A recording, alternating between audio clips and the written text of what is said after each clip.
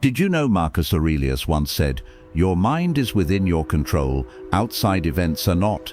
But the Stoics realized something even more powerful. Real strength isn't about winning every debate, but in recognizing which conflicts to avoid and which questions are better left unanswered.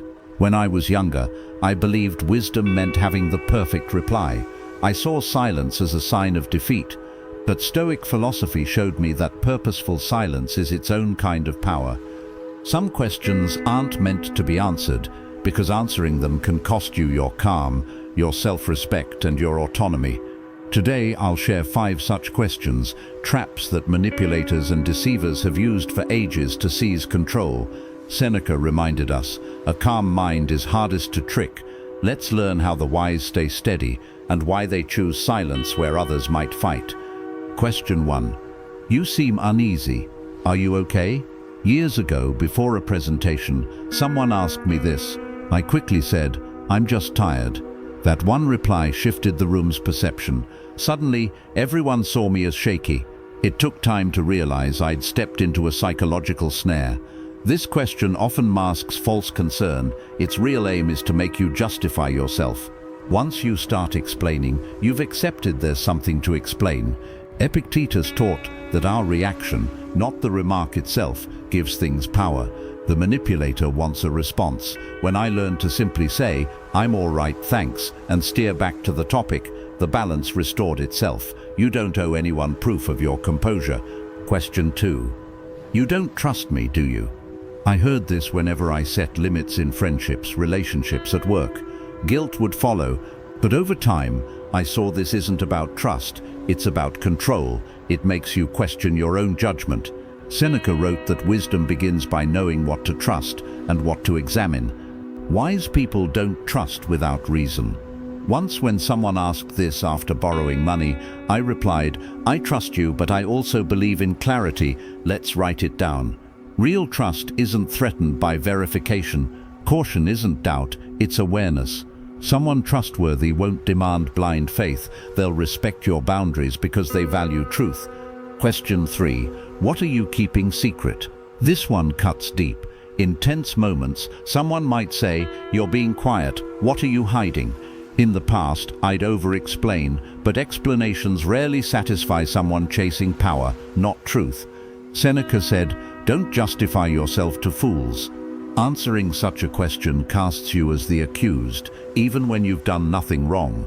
Privacy isn't guilt, it's dignity. I learned to turn it gently. What makes you think I'm hiding something? This returns the weight to them. If you're often asked this, maybe the hidden thing isn't yours, it's theirs. Question 4. Do you think you're above everyone? This surfaces when you change, when you stop gossiping, overreacting, or arguing. Someone may say, "Oh, so now you're better than us." I used to defend myself, but that's another trap. Apologizing for growing. Epictetus said, if you want to improve, start by acknowledging you have room to grow. Growth requires humility, but humility isn't self-denial. I recall a gathering where jokes turned mean. When I didn't join in, someone said, "Too good for us?" My silence wasn't superiority, it was peace. When shamed for walking your own path, you can reply, "I'm not better, I'm just choosing what's right for me." People often mock what they don't understand. Question 5. You won't get mad if I'm honest, right? This is bitterness wrapped in sweetness. It usually comes just before something hurtful. I used to say, "No, go ahead," and always regretted it. That permission became a weapon. Epictetus advised, to be invincible, don't fight battles that aren't yours. When someone asks this, they're testing your limits. Once a co-worker posed this and I said, "If it doesn't help anything, I'd rather not hear it." That day, I learned not every truth deserves obedience. If they need permission to offend, they already know they're crossing a line. Reply with care. That depends what you mean. Or if you're worried it'll offend, maybe rethink saying it. Closing thought. Marcus Aurelius wrote, "The best revenge is to be unlike him who performed the injury." Stoicism isn't about silent fear, it's about silent self-command. Life will always send people who test you with loaded questions, but you don't have to play every game you're invited to. Wisdom isn't having all the answers, it's knowing which questions aren't worth one.